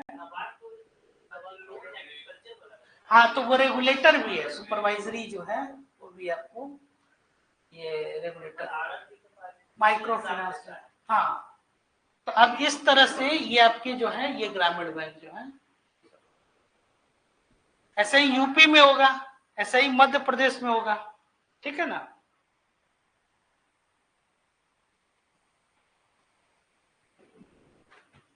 अब आ जाइए इंडिजीनियस बैंकर्स। इंडिजीनियस बैंकर किसको कहते हैं? वही जो है इंडिजीनियस मतलब, हाँ वही जो साहूकार, मनी लेंडर जो आप लोग कह रहे हैं, या सारे जो बैंकिंग था जिसमें कहीं रूल वगैरह जो individual bankers like sharab, seth, sahukar, mahajan, combined trading and other business with money lending. Money lending आपको हम बता दें ये बहुत जो है बड़ा व्यवसाय है, और पूरी दुनिया में आपको हम बता दें सबसे ज्यादा अगर किसी के पास पैसा है तो मनी लेंडिंग। और आज भी एट प्रेजेंट सबसे ज्यादा अगर कोई प्रॉफिटेबल बिजनेस कह लीजिए, या फिर अगर सबसे ज्यादा जिन लोगों के पास पैसा होता है वो इसी जो लोग मनी लेंडिंग करते हैं। ये आज ही से नहीं, जब से सिविलाइजेशन चला आ रहा है तब से। आप लोग हिस्ट्री में भी पढ़िएगा, कोई भी सल्तनत अगर गिर रही है, मतलब उसका डिक्लिनेशन होगा। आप लोग जैसे उसमें कई कारण पढ़ते होंगे, राजनीतिक कारण क्या है, सामाजिक कारण क्या है, ये है वो है। जब उसके कहीं ना कहीं मूल में आप देखिएगा तो इकोनॉमिक रीजन जो है वही होता है। और इकोनॉमिक रीजन में भी क्या, वही जो इन्फ्लेशन, मुद्रास्फीति, वस्तुएं और सेवाएं ये बढ़ गई थी, वो अपने नोबल्स और जो ये क्या होते हैं विम्स एंड फैंसीज उनसे गिर गए थे। जनता के ऊपर उसने क्या किया, कर आरोपण किया। जनता जो है वो त्राहिमाम कर रही थी, बहुत ज्यादा टैक्स बढ़ रहा था। जनता ने एक दिन इकट्ठा हुआ, बस गुस्सा था ही, विद्रोह कर दिया और जाके जो है अनएम्प्लॉयमेंट हाई था। शिक्षित युवा क्या करे, समझदारी थी। तो हर एक सिविलाइजेशन में आप देखिएगा जब भी कोई सल्तनत गिर रही है तो ये इन्फ्लेशन जो महंगाई होता है ना, ये बहुत मुद्रास्फीति ये रोल करता है। और इसमें भी क्या, यही जो मनी लेंडिंग जो है, तो मनी लेंडर्स क्या करेंगे, वो ज्यादा से ज्यादा वो चार्ज करेंगे। और डेट ट्रैप जिसको कह रहे हैं, तो अब उसमें जब बाद में जब विश्लेषण करेंगे तो इतिहासकार क्या लिखते हैं, इनकी गलत आर्थिक नीतियों की वजह से, और वही आप लोग एकेडमिकली पढ़ते हैं। तो जितना ये जो आप सिचुएशन ये जो पढ़ रहे हैं या एक एक जो आप डायनेस्टी पढ़ रहे हैं, उसमें इकोनॉमिक रीजन सबका जब आप पढ़िएगा तो सबका आप देखिएगा कि मोर और लेस सेम ही था। यही वजह था इकोनॉमिक रीजन जो है। जैसे सेकेंड वर्ल्ड वॉर हुआ, उसके पीछे आर्थिक कारण क्या था, 1929 का ग्रेट इकोनॉमिक डिप्रेशन, अनएम्प्लॉयमेंट बहुत हाई था। तो अगर अनएम्प्लॉयमेंट मतलब बेरोजगारी, उसके पास कोई काम ही नहीं है, काम नहीं है तो उसको क्या किए, ट्विटर पे ट्वीट कर रहा है अपना सुबह से लेकर शाम तक, सोशल मूवमेंट जो है चला रहा है सोशल मीडिया पे। आई बस है कुछ भी, मतलब आपको ये हर एक, आपके पास कोई काम ही नहीं है, कोई भी ना रचनात्मक तौर पे कोई कार्य नहीं है, आप जो है मतलब आर्थिक इसमें कंट्रीब्यूशन आपका कोई नहीं है। तो एक, और उसके बाद से क्या है, एबिलिटी तो है, सक्षम तो लोग ही हैं काम करने के लिए। तो अनएम्प्लॉयमेंट, पॉवर्टी अनएम्प्लॉयमेंट जब आपको पढ़ाएंगे तो उसमें बताएंगे भी कि अनएम्प्लॉयमेंट एक ऐसी स्थिति होती है that people are ready to deliver and they are willing to work, मतलब वो काम करना चाह रहे हैं, है ना, लेकिन उनके लिए काम नहीं है, या काम भी है तो उनकी योग्यता के अनुरूप कार्य नहीं है, तो अंडर एम्प्लॉयमेंट हो गया। तो जब भी आप देखिएगा ऐसा सिचुएशन जब होगा तो उसके इकोनॉमिक रीजन में ये जरूर है कि आपकी वस्तुएं और सेवाएं जो वो क्या हो गई, वो महंगी होती गई। तो महंगी होती गई तो यहाँ भी वही मनी लेंडिंग जो है, तो ये क्या है, individual bankers like sharab seth sahukar Mahajan combined trading and other business with money lending, vary in size from petty lenders to substantial shrafts, act as money changers and finance internal trade through hundis। hundis जानते हैं? हाँ, तो अब जैसे इसमें हुंडी होता क्या है, नाम ही है इसका, बिल ऑफ एक्सचेंज। हाँ हाँ, नहीं सही कहा। जैसे बहुत लोग विदेश में पहले कार्य करते थे, उनको पैसा यहाँ भेजना होता, तो वो क्या करे, लोकल कोई प्लेयर है वो क्या करेगा, यहाँ पे वो पैसा दे दिया और बदले में वहां पे जो उनका कोई एजेंट है, और ये क्या होता है, ट्रांसफरेबल होता है। Indigenous banking is usually family owned business employing own working capital. जाहिर सी बात है कि ये क्या है कि फैमिली जो है एक बिजनेस होता है, उनका काम ही है सूद पे ब्याज पे पैसा देना। और जैसा कि अभी ये बता रहे थे कि 60% तक जो है एक वर्ष में हो जाए, तो हर दूसरे साल उनका जो कैपिटल है वो 1.25 गुना जो है वो इतना रफ्तार से कहीं कैपिटल नहीं बढ़ता है। तो ये, और अपना वर्किंग कैपिटल, वर्किंग कैपिटल किसको कहते हैं, जो आपका करेंट जो एसेट है उसमें से जब आप करेंट लाइबिलिटीज को हटा लेते हैं तो वो working capital. At one point it was estimated that indigenous banking met about 90% of financial requirements of rural area। ये काफी हद तक है, माने जो अब 90% जो रिक्वायरमेंट है ग्रामीण जो क्षेत्र का भारत का, वो यही इंडिजीनियस बैंकिंग, यही साहूकार जो है ये कर पाते हैं। तो शिफ्ट हुआ ही है, तो शिफ्ट इसीलिए तो फिनेंशियल इंक्लूजन हुआ ना, और ग्रामीण बैंक और इन बैंकों को कहा गया जो जनधन अकाउंट जो आपका ये खोला गया, कि हर व्यक्ति, अब पहले जैसे पैसा दिया जाता था तो बीच में जो इंटरमीडिएट अब सीधे आपके बैंक अकाउंट में ट्रांसफर कर दिया गया। तो जैसे ही लिक्विडिटी और कैश जब आएगा कंजम्पशन, अब ये आपके ऊपर है कि उसका आप एसेट्स में कैसे कन्वर्सन करना है। ये कब आप कीजिएगा, जब आपके पास इस तरह की साक्षरता होगी। आप उसको अगर अधिकार बनाते जाइएगा तो ये बहुत लंबी अवधि तक नहीं चलेगा। इसीलिए वो एक क्या असिस्टेंस, जो सहायता मिलती है, उस सहायता को निवेश के तौर पे देखना चाहिए। उस सहायता को अधिकार नहीं समझना चाहिए। अधिकार समझिएगा तो फिर आप क्या है, धीरे धीरे धीरे धीरे धीरे धीरे जो है आप डिक्लाइन करते चले जाइए। ठीक है, चलिए next. RBI and indigenous bankers, इसमें क्या है, methods employed by the indigenous bankers are traditional with vernacular system of accounting. Vernacular किसको कहते हैं? नहीं, वर्नाकुलर एक्ट जो आप पढ़े थे, जो लॉर्ड लिटन के टाइम पे आप लोग पढ़े थे, कि उसने क्या किया था, हाँ बिल्कुल, तो लोकल लैंग्वेजेस जो है, तो वैसे ही जो अस्थाई जो होती है, स्थानीय अकाउंटिंग का सिस्टम जो है वो स्थानीय है। स्थानीय मतलब कि आपने जो बना दिया कि नहीं यहाँ पे ये, उसका जैसे इंटरनेशनल अकाउंटिंग स्टैंडर्ड है उसका पालन नहीं किया है। जैसे ऑडिटिंग होती है बैंकों में, तो आप देखिएगा कि आपने उसके अकॉर्डिंग जो है ये नहीं किया तो आपके ऊपर क्या हो गया, पनिशमेंट मिलेगा। यहाँ पे आप अपने हिसाब से जो अकाउंटिंग लेखा जोखा करना है। तो अब मान लीजिए निरक्षर व्यक्ति है, वो ये कहा कि भाई इतना जो है, और आप उस पर क्या ज्यादा से ज्यादा जो है क्या कर रहे हैं, आप उस पर इंटरेस्ट चार्ज किए जा रहे हैं। ठीक है ना, तो ये जो है, और वो जो वर्नाकुलर एक्ट जो आप कह रहे हैं, जो लॉर्ड लिटन के टाइम पे था, उसमें क्या था कि जो क्षेत्रीय भाषा, स्थानीय भाषा, इसमें जो है किसी भी तरह का ये नहीं होना चाहिए, क्या प्रेस का। अब हमको एक चीज बताइए कि इतनी निरक्षरता थी उस समय में, तो इसका अगर मान लीजिए कि वो अगर ये वर्नाकुलर एक्ट को अगर एबोलिश कर भी दिया, रिपील कर भी दिया, तो क्या नुकसान हो गया होगा?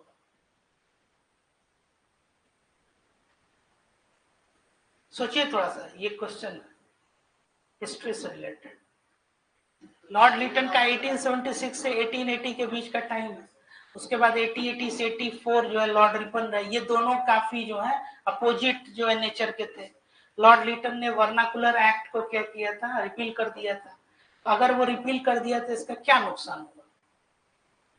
आखिर ऐसे भी तो जनता पढ़ी नहीं थी, तो क्या फर्क पड़ता है समाचार पत्र कैसे जागरूक, ऐसे भी नहीं पढ़े थे तो कहां से पढ़ पाते। लेकिन उस समय साक्षरता क्या थी आपको मालूम है? वो लोग वो भी नहीं पढ़ पाते। एग्जैक्टली यही होता, ये था कि हर गांव में एक व्यक्ति जो है, आज भी अब देखिएगा कई जगह गांव में ये परंपरा चली आ रही है, एक आदमी न्यूज पेपर, हाँ वो गांव के लोगों को समझा रहा है। इससे ये मूवमेंट नहीं है क्रिएट, है बस समझ में। तो ये यही जो अवेयरनेस जो आप कहना है, हाँ उसको तो ये लिबरेटर बोला जाता है press. Charles metal. RBI suggested that bankers give up their trading and commission business and switch over to the Western system of accounting. ठीक है, अब ये क्या कहे कि भाई जो आप अपना जो वर्नाकुलर सिस्टम डेवलप किए हैं वो न करते हुए इस तरह से आप जो है अकाउंटिंग के, और ऑल्सो क्या ये सजेस्ट किया, this bankers should develop the deposit side of their business.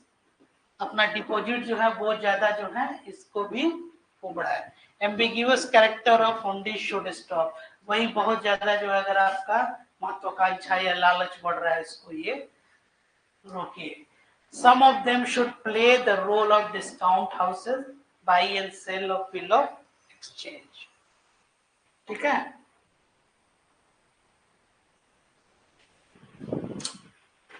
बोलिएगा तो रहने दिया जाएगा, नहीं तो फिर हाँ आना है।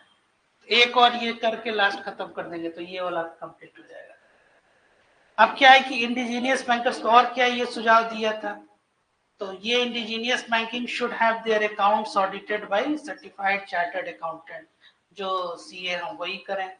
Submit their accounts to RBI periodically as against their obligations RBI. ठीक है, तो अब ये सब जो है आरबीआई ने अपने परव्यू के अंदर जो है इसको रखा और ये कहा कि इंडिजीनियस बैंकिंग जो है एक तरह से ये क्या कर रहा है, उसको कैसे सलाह जो है एक तरह का सुझाव जो है वो दिया। ठीक है, चलो इसी नोट पे इसको कंक्लूड